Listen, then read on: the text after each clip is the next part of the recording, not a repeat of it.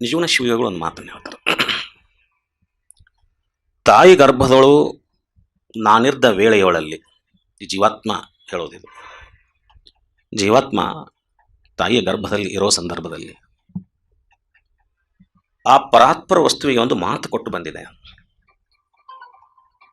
ಆ ಪರಾತ್ಪರ ವಸ್ತುವಿಗೆ ಏನು ಮಾತು ಕೊಟ್ಟು ಬಂದಿದೆ, ಅದು ಯಾಕೆ ಮಾತು ಕೊಟ್ಟು ಬಂದಿದೆ ಅಂದರೆ, ಆ ತಾಯಿಯ ಗರ್ಭದಲ್ಲಿ ಇರೋ ಸಂದರ್ಭದಲ್ಲಿ ಬಹಳ ಅನಂತ ಕಷ್ಟಗಳನ್ನು ಅನುಭವಿಸಿ ಬಂದಿದ್ದೇನೆ ನಾನು. ಬಹಳ ಕಷ್ಟಗಳನ್ನು ಅನುಭವಿಸಿ ಬಂದಿದ್ದೇನೆ. ಅವ್ಯಾವ ಕಷ್ಟಗಳು? ಕುಕ್ಕುಟ ಆಸನದಲ್ಲಿದ್ದು, ತಾಯಿ ಗರ್ಭದೊಳಗೆ ಶಿಶು ಹೇಗಿರುತ್ತೆ, ಕುಕ್ಕುಟ ಆಸನದಲ್ಲಿ 9 ತಿಂಗಳಿರುತ್ತೆ.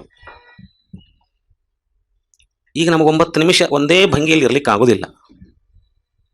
ತಾಯಿ ಗರ್ಭದಲ್ಲಿ 9 ನವಮಾಸಗಳಲ್ಲಿ ಕೇವಲ ಕುಕ್ಕುಟ ಆಸನದಲ್ಲಿದ್ದು ಮಲಮೂತ್ರಗಳಲ್ಲಿ ಕೂತಿದ್ದೆ. ಇದು ಕಷ್ಟ, ಜೀವಾತ್ಮನ ಕಷ್ಟ ಇದು. ನಿಜವನ ಶಿವಗಳು ಜೀವ ಸಂಬೋಧನ ಸ್ಥಳದಲ್ಲಿ ಈ ಮಾತನ್ನು ಹೇಳ್ತಾರೆ.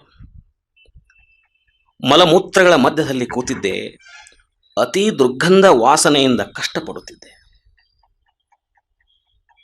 ಇದು ಜನ್ಮ ತಾಳೋಕ್ಕಿಂತ ಮುಂಚೆ ಇರುವ ಆ ಶಿಶುವಿನ ಕಷ್ಟ ತಾಯಿ ಗರ್ಭದಲ್ಲಿ.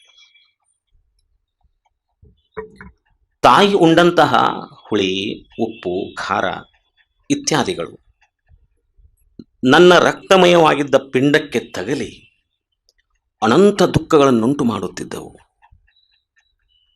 ತಾಯಿ ಗರ್ಭದಲ್ಲಿ ಏನೇನಾಗ್ತದೆ ನೋಡ್ರಿ. ಆ ಶಿಶುವಿಗೆ ಇಷ್ಟೆಲ್ಲ ಕಷ್ಟ ಇದೆ. ಇವೆಲ್ಲ ಕಷ್ಟಗಳನ್ನು ಕಂಡು, ಕಾರ್ಪಣ್ಯಗಳನ್ನು ಕಂಡು ಆ ಶಿಶು, ದೇವಾ ನನ್ನನ್ನು ಈ ಕಷ್ಟದಿಂದ ಪಾರು ಮಾಡು,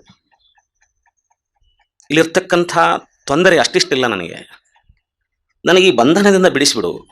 ಅದು ನನ್ನ ಪ್ರಾರ್ಥನೆ, ನಿತ್ಯ ಪ್ರಾರ್ಥನೆ, ಆ ಶಿಶುವಿನ ಪ್ರಾರ್ಥನೆ ಭಗವಂತನಲ್ಲಿ.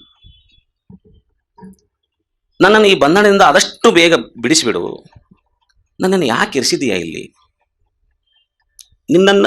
ನಿನ್ನ ಒಂದು ಅಂಶ, ನಿನ್ನಿಂದ ಭಿನ್ನವಾಗಿ ನನ್ನನ್ನು ಇಲ್ಲಿ ತಂದು ಇರಿಸಿದೆ ಯಾಕೆ ನೀನು?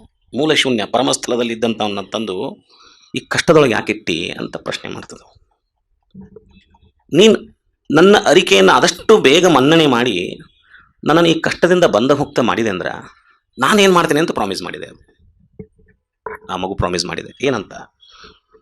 ನಾ ಬಂದ ಮೇಲೆ ನಿನ್ನನ್ನೇ ಧ್ಯಾನಿಸಿ, ನಿನ್ನನ್ನು ಒಲಿಸಿ, ಮಾಯೆಯನ್ನು ಮೀರಿ, ಕಾಮನನ್ನು ಗೆದ್ದು ಭವವನ್ನು ಗೆಲ್ಲುತ್ತೇನೆ ಎಂದು ವಚನ ಕೊಟ್ಟು ಈ ಜನ್ಮ ತಾಳಿದ್ದು ಆ ಶಿಶು. ಯಾಕಂದರೆ ಒಳಗಣ ರಣರಂಗ ಆ ಶಿಶುವಿಗಿರುವುದಿದು, ಹೊರಗಣ ಶೃಂಗಾರ. ಎಷ್ಟು ಸಂತಸ ಪಡ್ತಾ ಇದ್ದೇವೆ ನಾವೆಲ್ಲ. ಕುಟುಂಬದ ಸದಸ್ಯರು ಮೊದಲು ಮಾಡಿ ನಾವು ಸಂತಸ ಪಡ್ತಾ ಇದ್ದೇವೆ. ಏನು ಶೃಂಗಾರ ನಡೆದಿದೆ, ಏನು ಭಕ್ಷ್ಯ ಭಾಷಣಗಳನ್ನು ಮಾಡ್ತಾ ಇದ್ದೇವೆ, ಏನು ಆನಂದಿಸ್ತಾ ಇದ್ದೇವೆ, ಏನದನ್ನು ಸೆಲೆಬ್ರೇಟ್ ಮಾಡ್ತಾ ಇದ್ದೇವೆ. ಆದರೆ ಶಿಶುವಿಗಿರುವುದು ಒಳಗಡೆ ರಣರಂಗ. ಆ ಶಿಶು ಹೇಳಿದೆ, ಪ್ರಾಮಿಸ್ ಮಾಡಿದೆ, ನನ್ನನ್ನು ಬಿಡಿಸಿಬಿಡಪ್ಪ, ಇಲ್ಲಿಂದ ನನ್ನ ಮುಕ್ತಿ ಮಾಡಿಬಿಡು. ನಾನು ಈ ಭುವಿಗೆ ಜನ್ಮ ತಾಳಿದ ತಕ್ಷಣವೇ ಸದಾ ನಿನ್ನ ಧ್ಯಾನದಲ್ಲಿರ್ತೇನೆ ಅಂತ ಮಾತು ಕೊಟ್ಟು ಬಂದು ಇವತ್ತು ನಾವು ಮರೆತು ಹೋಗಿದ್ದೇವೆಲ್ಲ. ಇದು